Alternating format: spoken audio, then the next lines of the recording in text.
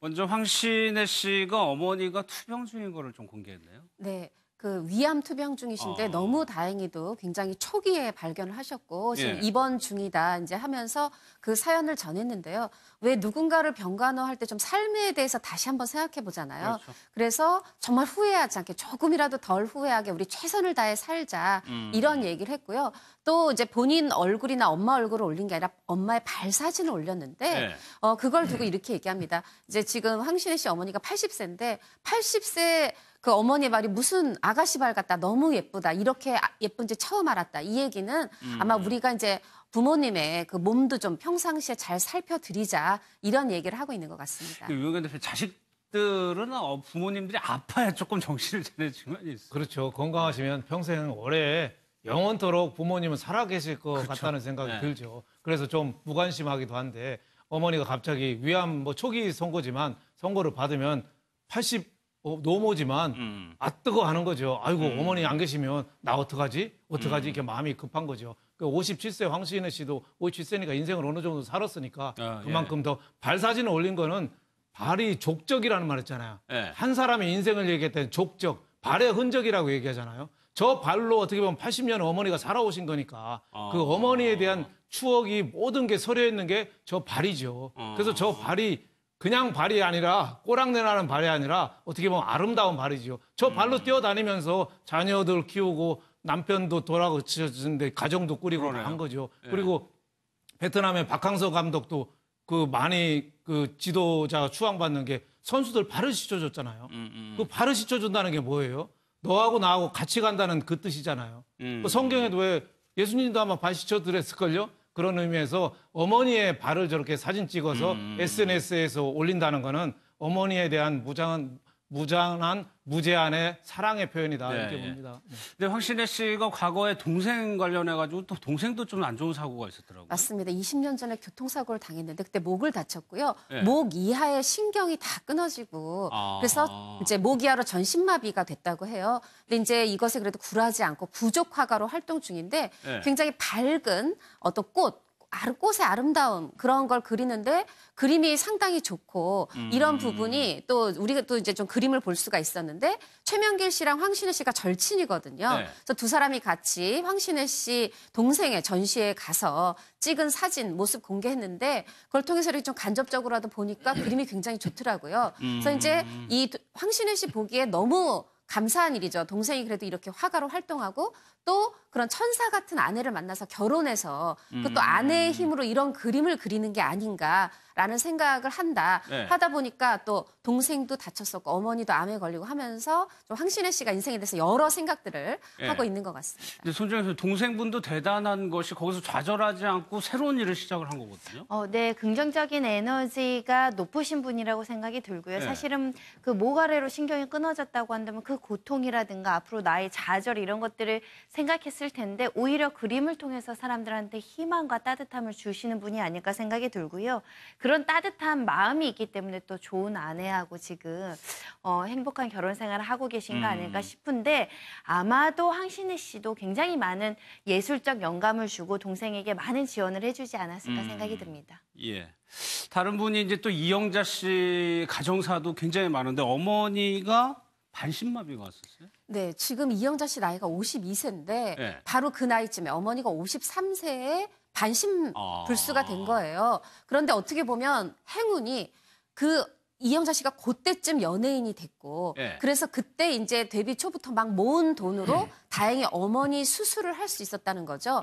그런데 그러고 나서 어머니가 스스로 혼자 걸을 수 있을 때까지 일으켜 세울 때까지 본인이 청춘을 다 바쳤다라는 거예요.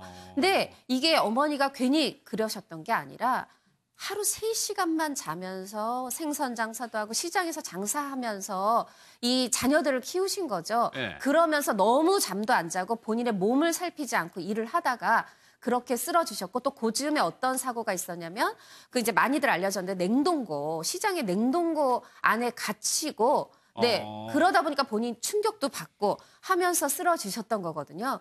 그로부터 그렇게 이영자 씨가 어떻게 보면은 어머니가 생선 장사에서 돌보던 가족을 본인이 가장이 돼서 다 돌봐야 됐고 네. 또 쓰러진 어머니까지 이렇게 세워야 됐고 굉장히 어떤 인고의 세월을 좀 보냈죠. 그러니까 그거를 이영자 씨는 오히려 감사하게 생각하는 것이 그 가장의 역할을 자기가 돈을 벌어서 지탱할 수 있었다는 거에 대해 감사하는 것 같아요. 그렇죠. 그 연예계 데뷔하면서 네. 어머니도 이 수술도 하고 치료도 어머니도 53세에 그 생선 일하면서 하루에 3시간밖에 안 주무시면서 일을 했대요. 네. 그러니까 어떻게 보면 과로하다가 이제 쓰러지셔서 하반신 마비가 된 거죠. 근데 마침 그때 집안에 돈도 없고 그렇겠죠. 예, 없는데 이영자 씨가 마침 데뷔를 해서 수술비도 마련하고 집안 형제들을 좀 보살필 수 있었는데 이영자 씨도 한탄을 하는 게 자기가 가족에 대한 너무 부담감이 크다 보니까 한 번도 마음의 여유를 못 가졌다는 거예요. 그래서 항상 가족까지 힘들어할까 봐 자기가 힘들다는 얘기를 안 했대요.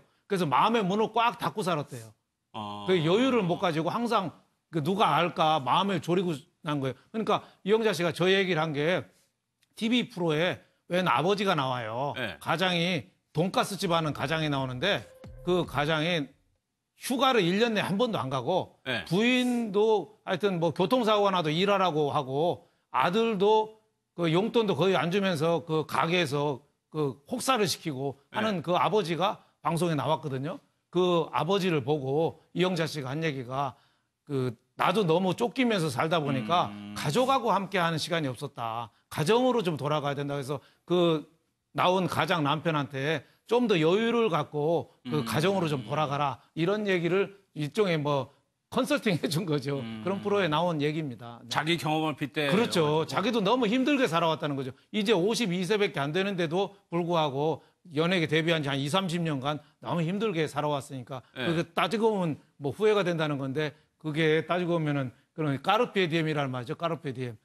아무리 힘들어도 지금 내 앞에 지금 지금 현재의 삶을 좀 즐겨라. 뭐 그걸 강조하면서 한 말입니다. 네. 그러니까 이영자 네. 씨가 어머니도 쓰러지셨지만 사실 또 언니가 네. 그 형부가 돌아가시면서 조카들의 아버지 역할을 했잖아요. 어. 그러다 보니까 어머니 병간호도 해야 되고 또 뭐 이 형제들 어린 동생들도 살펴야 되고 조카들까지 아빠 역할을 해줘야 되고 굉장히 힘들었고 그래서 이제 어머니도 하루 3시간 자면서 너무 일만 하다 보니 쓰러졌어요. 그러면 건강을 잃으면 아무것도 아니라는 거죠. 네. 또 본인의 인생에 대해서는 이런 말도 못했는데 이제 아버지가 좀 표현력이 없으셨다 그래요. 네. 근데 이걸 그럼 엄마라도 아버지가 표현은 저러시지만 널 사랑하는 거야 좀 번역을 해줬어야 되는데 어머님을 통해서도 그 사랑을 전달받지 못했다는 거죠.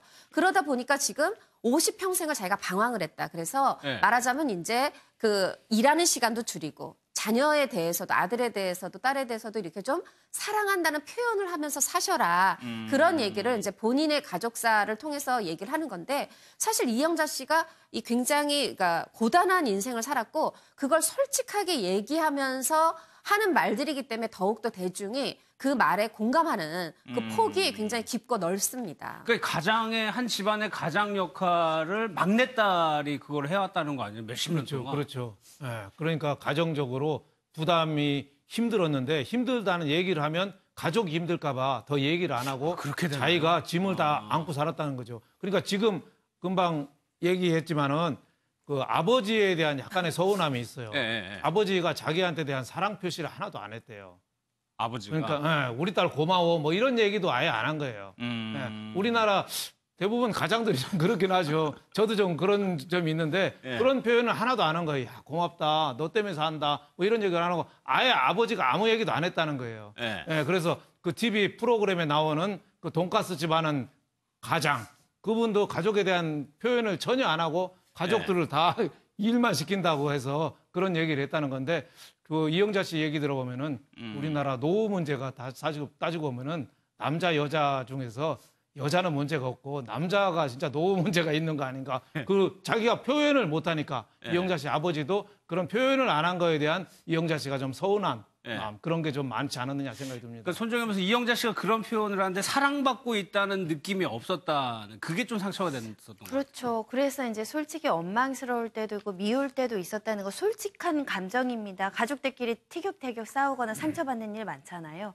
그럼에도 집안의 기둥이 되었다는 것이 사실 놀라울 정도로 이영자 씨가 대인배다 그런 생각이 들고요. 더군다나 막내 역할을 하면서도 온 가족의 생계나 이런 것들을 적극적으로 부양하는 것은 정말 천사 같은 마음 아니면 할 수 없거든요. 네. 그러면서도 뭐라고 표현을 했냐면 그래도 사랑을 못 받는다는 사랑을 하셨겠지만 느낌을 못 받았을 수 있겠죠. 네. 그런 사랑을 못 받는 와중에도 자매들끼리는 똘똘 뭉쳤다고. 왜냐하면 또 살아가야 되고 남한테 사랑을 베풀어야 되니까. 남한테 사랑 못 받으면 남한테 사랑 안 주는 사람이 훨씬 많거든요. 근데 정말 이영자 씨는 대인배라고 생각합니다. 그러네요. 알겠습니다.